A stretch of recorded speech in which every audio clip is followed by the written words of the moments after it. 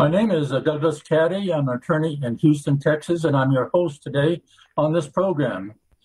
In our program, we're going to discuss the origin of the 2003 landmark Supreme Court decision of Lawrence versus Texas, in which the U.S. Supreme Court ruled that U.S. laws prohibiting private homosexual activity between consenting adults was unconstitutional. Our guest today is Lane Lewis, a man who changed the history of America and ultimately of the world because of his role in the origin of this case, Lawrence versus Texas. Lane Lewis today is a successful businessman in Houston. He is a proud owner of Lane Lewis Insurance Agency. But right now we're going to go back to the 1990s when Lane was a political activist, an educator, and engaged in activity that prepared him to play a key role when John Lawrence and Tyrone Garner were arrested in 1998 for engaging for homosexual conduct. I think of Lane as a Paul Revere of today, because Lane was a patriot and he was laying in wait for years for the right case to come along, which he felt could be taken to the Supreme Court to get a ruling on granting homosexuals sexual activity in private. And it came along and he acted. And so, Lane, let's start with the period early in your life when you chose to be a political activist and lead us up to 1998 with the arrest of Lawrence and Garner. I suppose in 1998, I was about 30 years old, I guess, but my participation in political activism started well beyond that. Started in the early 90s. I was doing social work at the time, predominantly social work. And I had an uncle who was HIV positive, and he really encouraged me to get more involved politically. He used to tell my mom that I was wasting my life and that I needed to get more involved politically. Of course, in the late 80s, early 90s, HIV, AIDS, it was, we were left to fend for ourselves predominantly. The government wasn't doing much to help us. And so I became first active in that universe, ACT UP, Queer Nation, things like that. But I started doing social work at a psychiatric hospital by the name of Intracare Hospital. It was in the medical center of Houston. And they asked me to become the marketing director for their inpatient psychiatric program, specifically designed for LGBT issues and people living with HIV. And so in order to promote this, right, I had to become involved with a variety of organizations in order to promote this program for individuals in need. And one of those organizations that, of course, it led me to naturally was the Houston Gay and Lesbian Political Caucus, which really fit me as well, fit my personality. There were so many very intelligent activists that were involved in that organization. Keep in mind, I was probably about maybe 22 or 23. The leaders of that organization would have been your Anise Parker, your Ray Hill, your Sue Lovell. I think Tony Lawrence was president when I joined, and then Chris Bacon was shortly there, elected after. So you had these really cerebral minds that were involved in LGBT activism. And so I really gravitated towards that and became very involved.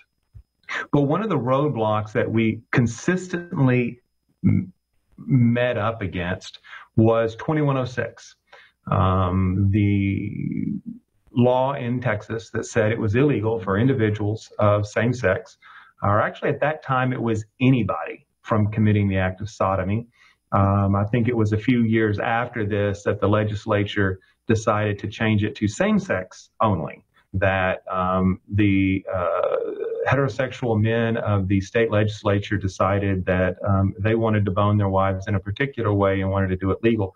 So if you ever want some good humor, go back and watch Republicans talk about this issue on the floor of the State House. It's a good time.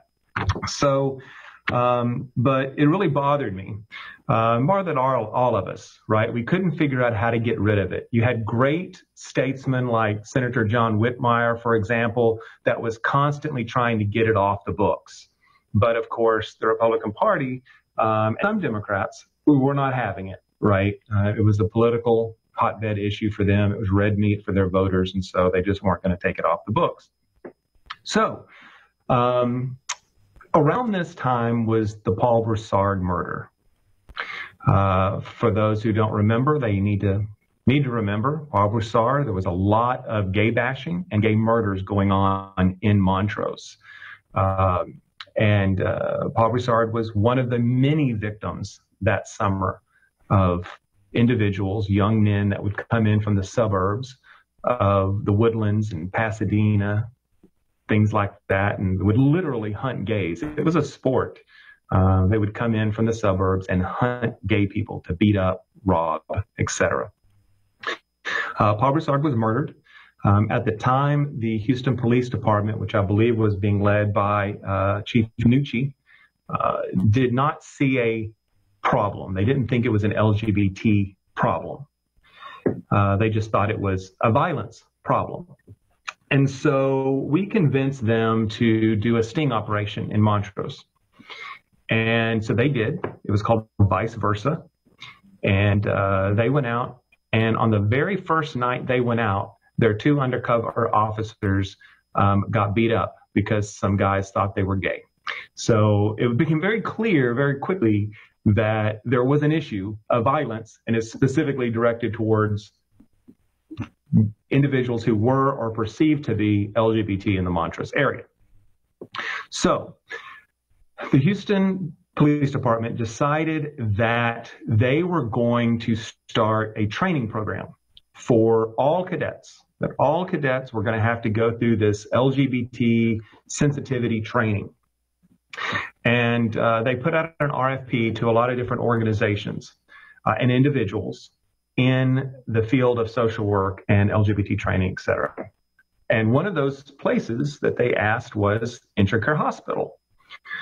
So Intracare then asked me to take the lead on creating and designing what that program might look like if I were to do it. So I put together, actually, rather than me sitting down, I was about 23, I guess, 22, I don't know. Rather than me sitting down and hammering out what that program would look like from my view, I did something that the other organizations and individuals that were asked to do this didn't do. I actually used my contacts within the gay community to pull together a think tank that consisted of Bill Scott predominantly. If you don't know, for your listeners who don't know Bill Scott, you need to, because he was a pioneer in creating what we consider the gay community in Houston. He passed away in '94, I believe. Bill Scott and Anise Parker was heavily involved in that think tank. Of course, this was probably 9 years before she got elected to her first term on city council. And we put together sort of what we would thought it should look like. And what we did that was vastly different than everybody else was, rather than one individual get up and lecture for 4 hours, we actually put together a panel of discussion, of people to discuss. We had, of course, myself, we had Anise, we had Bill Scott, we had semi-closeted HPD officers at that time, because it was not necessarily safe to be out.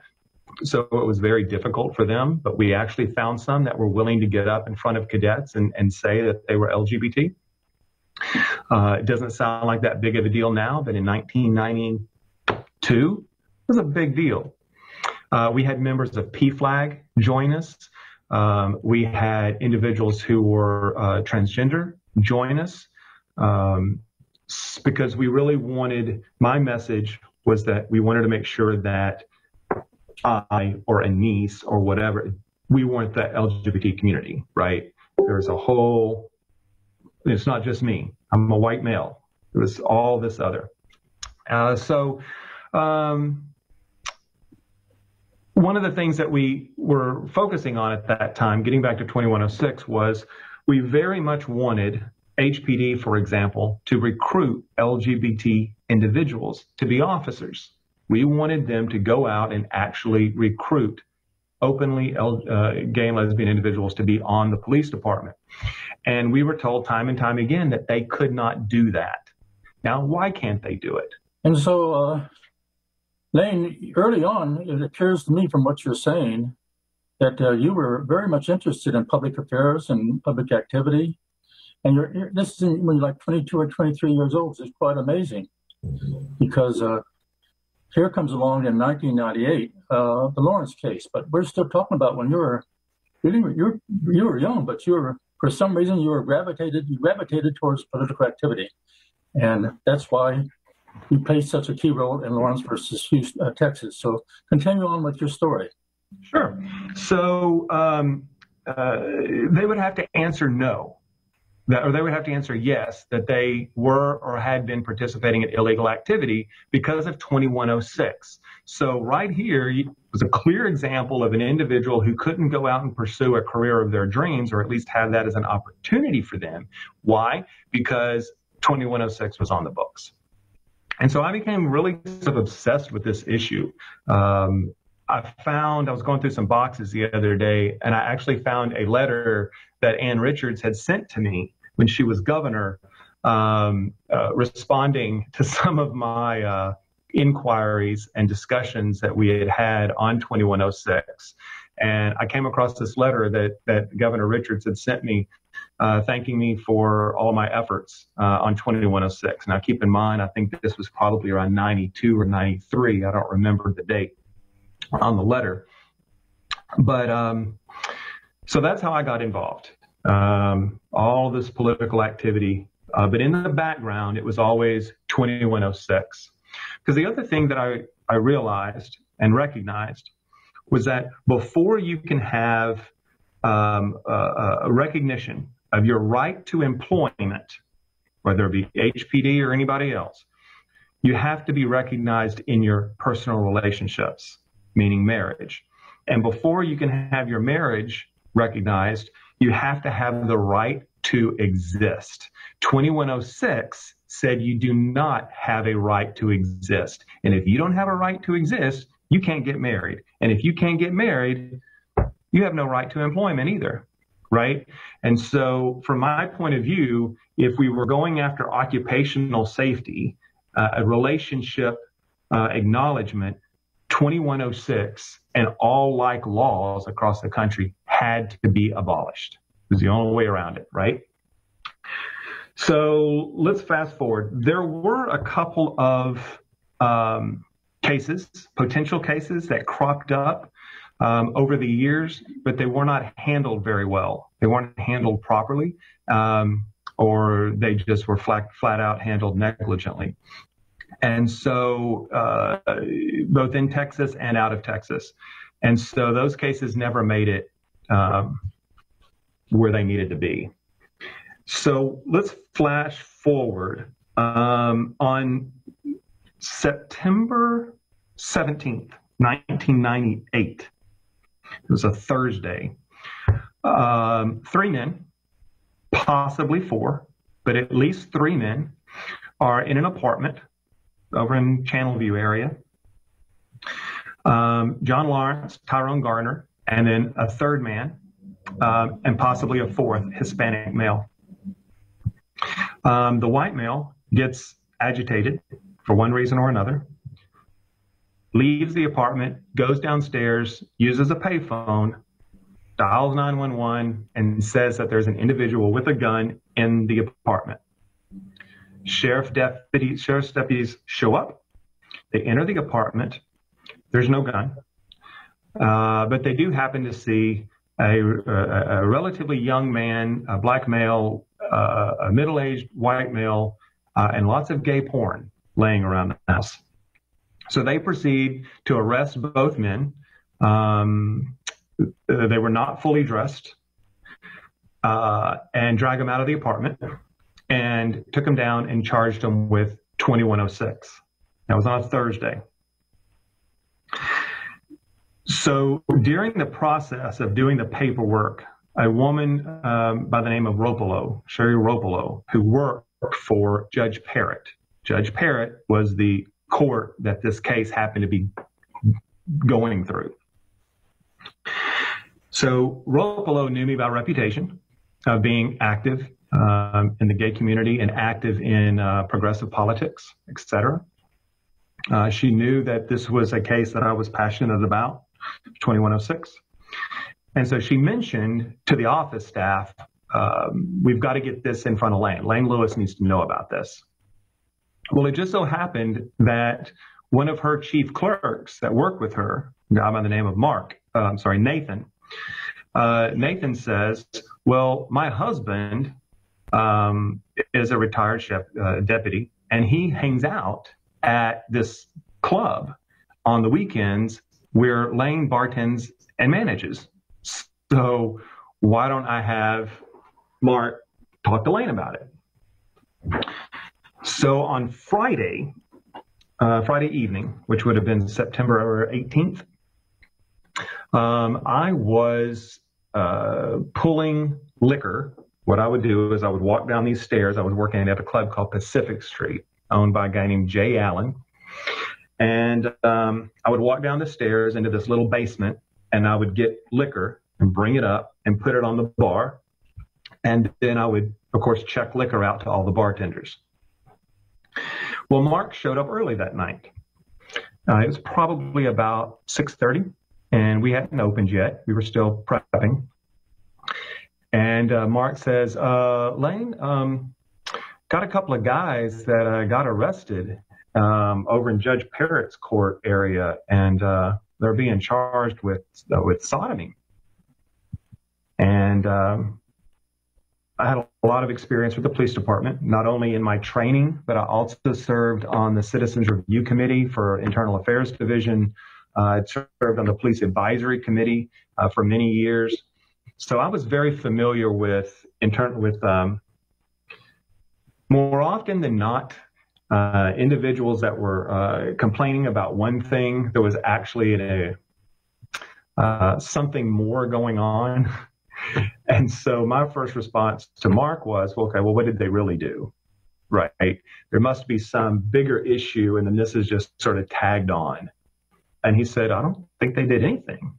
I said, they weren't, breaking and entering or, nothing.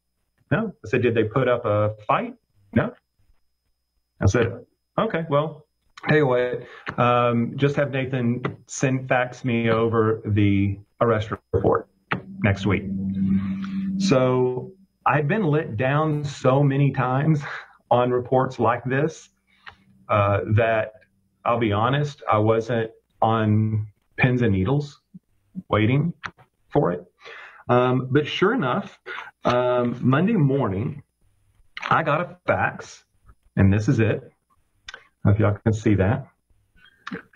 Can you see that, Doug? Yeah, there it is. There you go. This is the original fax report. And my fax went off, and I immediately sprang out of bed, right? Because I'm like, holy cow. Went in and I looked at it. This was this is the one for Tyrone, and this is the one for John Lawrence. And I'll read it to you.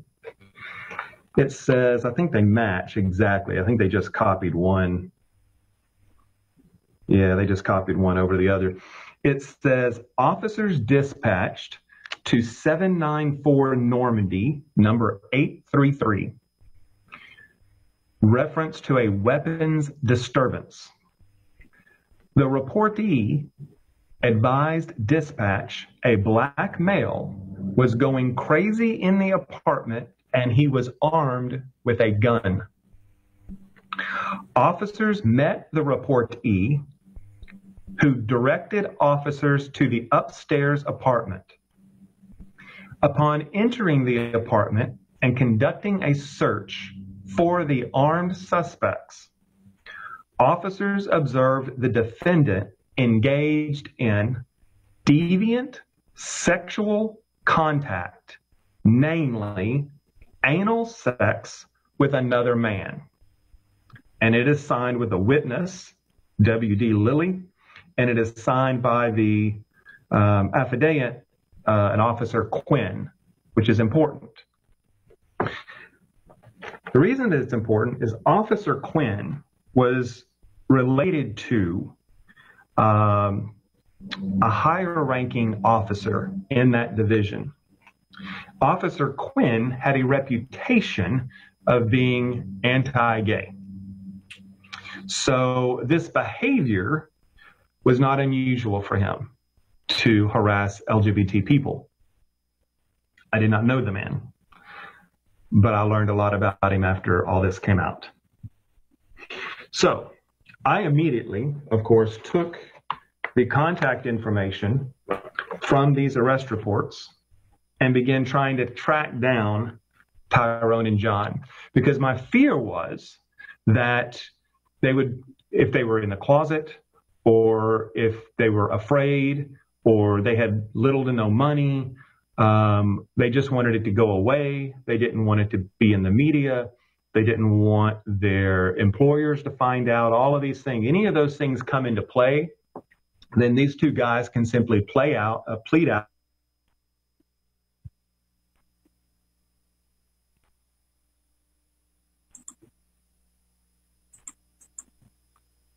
So you were examining this arrest report. My original notes from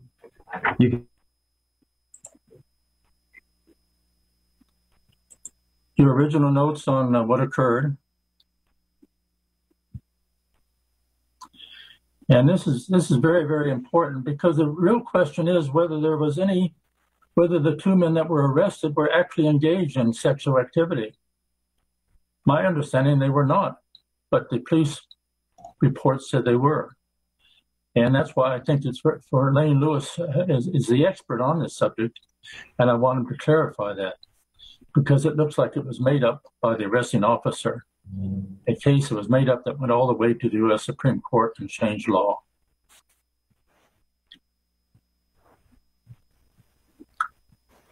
Now there's Lane now. Okay. I don't know why it keeps dropping out. Is that on my end, or I don't know.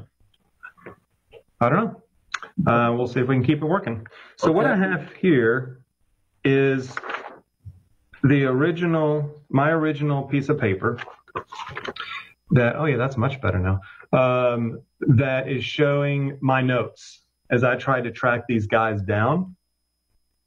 And I first got a hold of John. Tyrone was much more difficult to get a hold of. He was a little more transient in his living situation.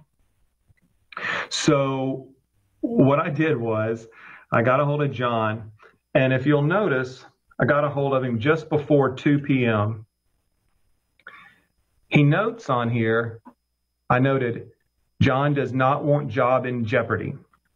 So that was a big concern of his. But if you'll notice, the very next thing, the very first thing that I write, that sentence right there on my notes, was not having sex. When John was telling me the story, he was outraged, he was furious, he was embarrassed, and he said, we weren't even having sex. To which I said, John, don't ever say that to anyone ever again.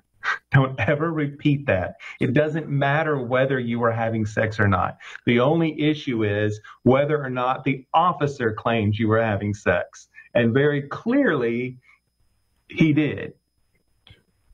So that became a real sort of nefarious secret that we had to really hold close to our chest for years.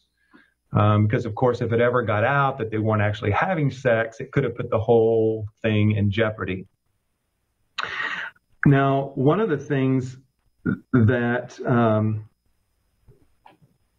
was a bit of a concern was his job, of course. And I told John, I said, when I called him, I said, John, look, you don't know me. We've never met. But let me tell you a little bit about myself. Gay activist here in Houston, blah, blah, blah, blah, blah. And this is why I think what has happened to you could be extremely important to American history. And I said, I want you to let me handle the case. He said, how much will it cost? And I said, you will not pay for a dime. I will raise the money. I will find the money to pay for everything, or it will be donated. Don't worry about it. He said, what about my job? I said, well, that I can't really help you with. And here's why. Because in the beginning, I'll be able to insulate and help protect you from the media. But eventually this story is going to become bigger than our conversation. And as a result, the media is going to be all over you. Your name will be in the paper. And that will be sort of the middle ground. But then eventually you and Tyrone will no longer matter because the case will become a legal discussion, not a personality discussion. And I said, so, you and Tyrone need to really give it some thought. I'm not going to push you into it. I hope you do it, but I'm not going to push you into it. And John was so outraged that he had been drugged out of this apartment, I guess, in his underwear, that he set all that aside. And I got to tell you, and Tyrone, to his credit as well, neither one of these guys really, for all intents and purposes, skipped a beat. Neither one of them really said, well, let me think about it, or, I'm scared. Neither one of them really did. Tyrone was even quicker to it than John was. So the next goal, the next thing we had to do was I set up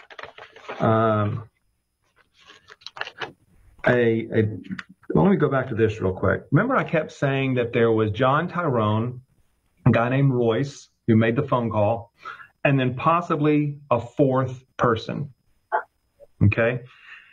John and Tyrone insisted until the day they died there was no fourth person. The police report indicated that there was a Hispanic male in the kitchen, but they never named him.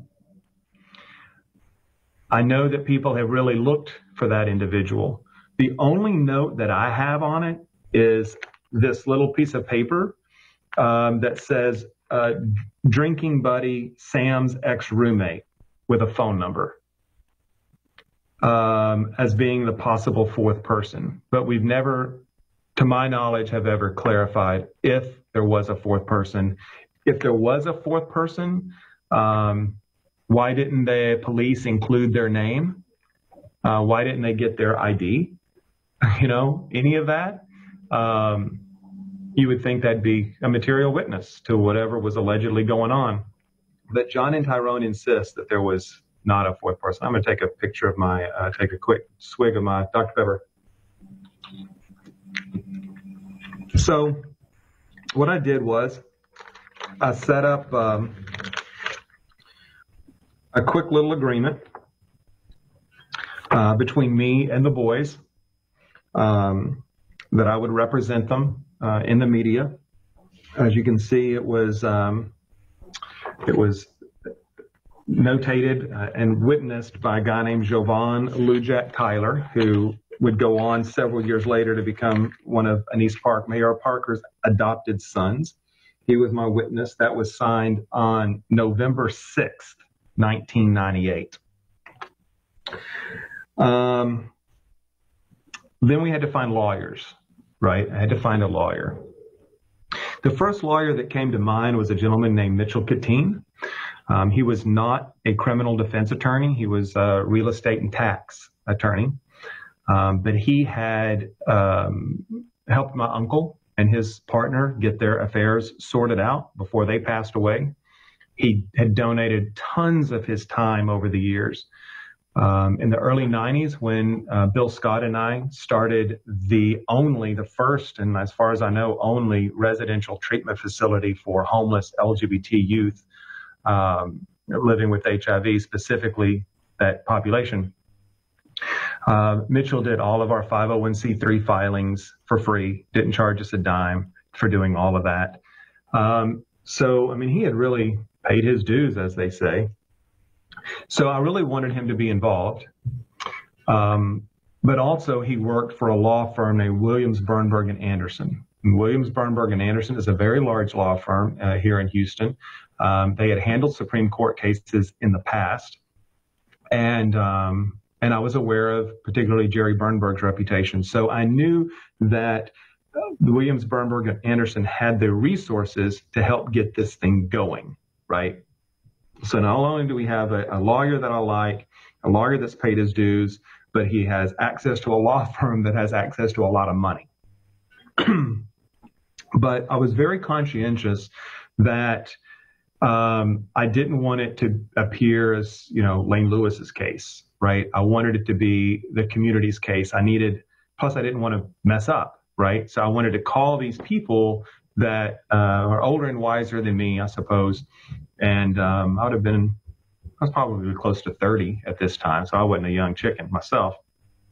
So I called a Ray Hill, I called Anise Parker, and I called Sue Lovell. I believe those were the only three people that I called and said, this is what's going on. This is what I've got. And this is what I think it is. And this is what I think we should do with it. And all three of them said that they agreed that Mitchell Katine and Williams, Bernberg, and Anderson would be a good direction to start off with. So I called Mitchell, explained to him what was going on, what I thought I had. And my memory was that he had the same reaction that I had when Mark first approached me at that nightclub was, yeah, okay, so send it to me and I'll take a look at it. So I did. I faxed it over to him. And very shortly after, he called me and was, oh my God, do you realize what you have here? Oh, I'm very quite aware. And so suddenly, he had the same snap that I had once he saw the arrest report, that these guys were doing nothing illegal except allegedly having anal intercourse. And so I said, well, this is what I propose that we do. If you would check with Jerry Bernberg and his partners to see if they would be interested in this case. If they would, then let's set up a time for me to bring the boys over and introduce them to you. That happened relatively quickly. I don't remember the timeline, but it happened relatively quickly. Mitchell called me back. Yes, they would be very interested in getting this going. So we set up the meeting. I drove out and picked up John and Tyrone, and I prepped them. And we drove to Williams, Bernberg, and Anderson. Their law office is out off of Southwest Freeway, off of Chimney Rock or Bel Air, I can't remember.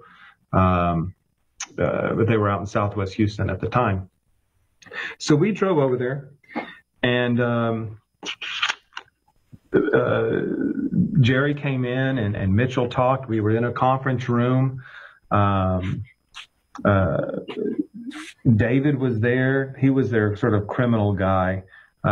Dave was on Red, White, and Blue for a number of years with Gary Pollard. If you ever watched that. So Dave was in the room, David.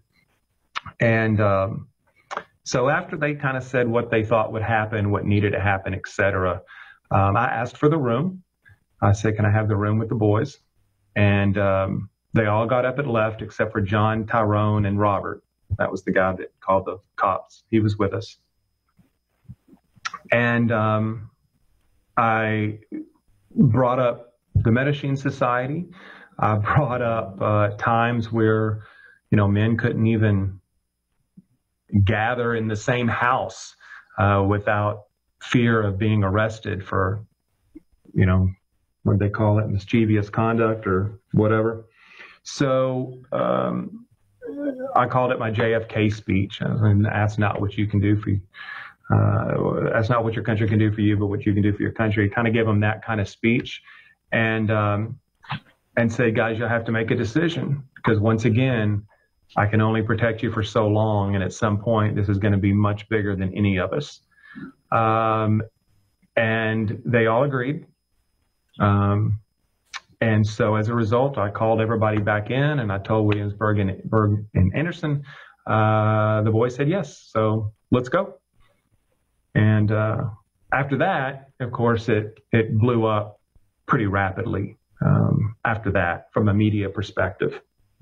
And so my role at that point really became sort of, I don't want to say handling the guys, but the one that kind of calmed their fears, tried to keep them out of trouble as best I could, because they had a tendency to get in trouble from time to time. They were drinkers. And Robert was a loose cannon. You never knew what he was going to do. So we had to do I had to do a lot of managing at that point. And then the rest, as they say, is history. I put together a press sheet. I began putting together press statements, etc. I even have notes where I would have to go pick up Tyrone if he had gotten drunk or got arrested for something, and call the police department and try to get him out as quick as possible before the press, because we didn't want, the press talking about, hey, the guy that was arrested on this has now been arrested on this other thing.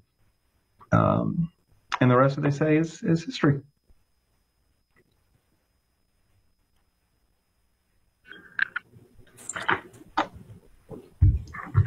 So what else you want to know, Doug? Yes, I remember speaking with Ray Hill, who I met subsequently. And Ray Hill was a political activist. He actually had a case that went to the Supreme Court, Hill versus Houston, about police abuse, in which he won his Supreme Court case 8-1. But he confirmed what you had told me, that his immediate worry, and he discussed this with you at the time when you called him early on in the case, was that once again, this would be, these two individuals would go to the regular lawyer who had cases before, and he would just take a small fee and it would never go anywhere, okay? And so really, because of your role in this, Lane, your role, if you had not done what you had done, what you did, there's a good chance they would have gone to this prominent lawyer who took all these gay cases, and it would have been just another case and would never been to the Supreme Court. So you, in my opinion, you're the unsung hero. And I say that because when Lawrence versus Texas came down by the Supreme Court, and by the way, when I heard it, I broke into tears. Just thinking about it, because it was such a relief after all those years. After all those years, I was an attorney in the Watergate case, and I had to carry this big secret with me all during that period, that I was a closet homosexual. But millions of homosexuals around the world were relieved finally that the Supreme Court had come down with this ruling. And there was a rally before the City Hall in Houston that evening after the decision came down, and at least 1,000 people were there. And prominent people that had been involved directly in the case were called forward to speak. But let me ask you this: were you called forward to speak at that rally? I was not, actually. The only mention of my name was when it was Anise Parker's time to speak. She specifically called me out and said to the crowd that there was someone here that most of you have not read about in the paper, but got this whole thing rolling. And how'd you describe me a while ago? Sort of unsung hero. I don't remember her exact words, but that was sort of what she was implying. Here's a guy that made all this happen, and you don't even know it. And I was standing right near her, kind of off to the side of the stage area, the platform, the steps of City Hall. And but other than that, I did not speak. Mm-mm. Well, that's why this video interview that we're having right now is so important, because you're fleshing out the origin of this landmark case, which has never been done before in detail like you're doing it now. But there is a book on this subject by Dale Carpenter, Professor Dale Carpenter, Flagrant Conduct, Lawrence versus Texas, How Bedroom Arrests Decriminalized Gay Americans. And you were interviewed, were you not, by Professor Carpenter? I was, actually. And one of the things that he peppered me on many, many times was he wanted me to admit that those guys weren't having sex.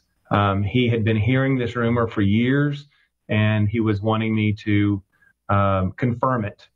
I held my water. I didn't say anything. I just refused. I didn't. And there's other story behind all of this as well.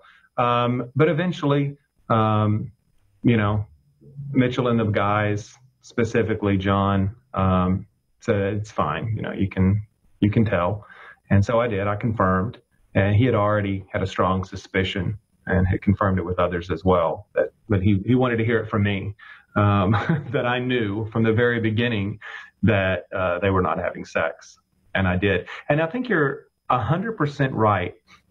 If Ropolo had not said anything or mentioned my name when this piece of paper came through Judge Parrott's office, if Nathan had not been standing there to say, my husband hangs out at Lane's Bar every weekend. There's a lot of sort of, if not but for blank, right? It would not have gotten to me. And had it not gotten to me, I can say with almost 100% confidence that they would have paid their $500 fine and gone on with their lives. And it would have been over there. No doubt about it. None.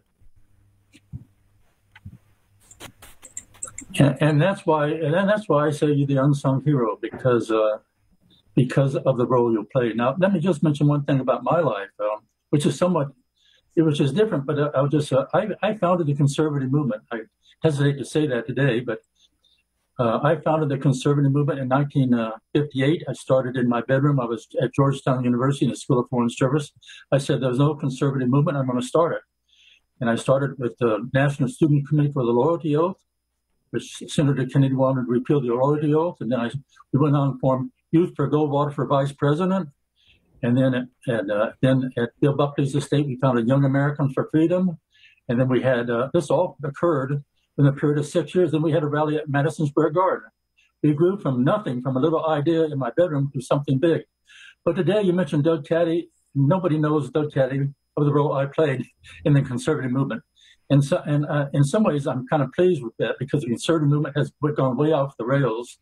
It's become, I almost think I should not have been involved in the awakening of this giant. This giant is now turned to be an evil giant, which is threatening not only American freedom, but the freedoms of the world. And so, but once again, there are people like you and like me who play key roles, and people succeed us and get a very have successful careers based on what they did because of the role that we did. Now, for example, we don't want to dwell on what my role, but Ronald Reagan donated his ranch there in Montecito, Santa Barbara, when he died, that big, beautiful ranch he had, to Young Americans for Freedom Foundation. And they recently made the head of that the former governor of Wisconsin, who's so radical, believes in everything I do not believe in. And if I had ever thought, and that, it was a high-paying job, the ranch is just beautiful. This is something I founded, and now it's been taken over by these people that are authoritarians, and we may end up with before this is all over, authoritarian government running this country. But that's just another side where both you and I share that in common, But in your case, you you actually had a case that carried to the U.S. Supreme Court, and that is so significant. So few cases ever get to the Supreme Court. When you think about it, so few cases ever get to the Supreme Court. And I think history shows that, just a couple of months ago, a month ago, the Supreme Court said what? They said that you do not have a right to fire individuals for purposes of LGBT, right? And then it was about 10 years before that they said, okay, marriage equality for LGBT people, right? And so you look about 10 or so years before that, and you've got Lawrence v. Texas.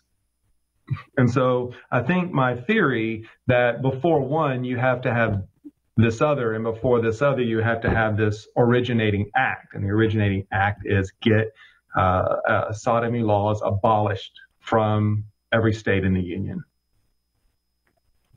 Exactly. From the original decision in Lawrence versus Houston, these other decisions flowed, enlarging the freedom of gay and lesbian individuals in the United States. It was crucially important, very crucially important.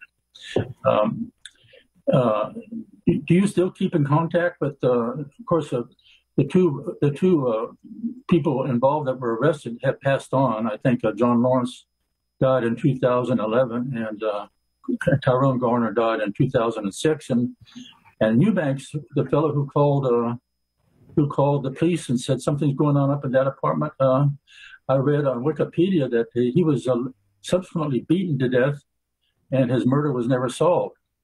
There's a book called "Sex Appealed" by a Republican judge by the name of Janice Law. You can still find it on Amazon. She, in a roundabout way, implied, she didn't actually say it because that would be libelous, but she, in a roundabout way, accused me of having him murdered so that, because he was blackmail. If I remember her version of the story, he was blackmailing me, threatening to announce that they were not having sex. And he was wanting money, to not make that public, and that I had orchestrated his murder to shut that up. Of course, her whole theory was, the whole book is basically, her premise was that I had orchestrated the whole thing, that I knew John, I knew Tyrone, that I had orchestrated it all, that I had paid them to be having sex so that when Robert called the police that, but I had orchestrated the whole thing. It was just nothing but theater. I think she's giving me far too much credit. I told her after the book, I repeated that old Will and Grace line. I said, well, golly, you really have me down as the godfather of the gay and lesbian community. All this time I thought it was Elton John, but apparently it's little old Lane Lewis here in Harris County who's the godfather of the gay community. She didn't think it was that funny, but if you get a chance, that book is a very interesting, creative read. Well, the only two people I've ever heard mention that book are you now, to be honest, and Ray Hill. Ray Hill, who has passed on, by the way, but he used to talk about it and say it was he had nothing but derision for that book. Oh, it was fantasy. And so I don't think the book has any. Nobody ever talks about it. Has no credibility, But in any event in history, there are always these things that come along that are not true, but they have their little 15 minutes in the sun, so to speak, and then they move on. But Lane, on behalf of those of us who were liberated by you, I'm almost tearful about it because it was such a moving event when that decision came down. As I said, that freedom was just lifted off my shoulders, and I'm sure off of millions of other shoulders, and it was because of you. And so I thank you so much for participating in this program tonight. You've done a wonderful job in detailing everything. It just flowed very, very smoothly, and I think everybody has a better grasp now of how a case gets to the Supreme Court. And maybe just listening to you, someone thinks they run across a case that can go to the Supreme Court. They can take the lessons you have given us tonight, get it to the Supreme Court. So thank you so much for joining us. We really appreciate it. You're absolutely welcome, Doug. It's good to see you, sir. Thank you.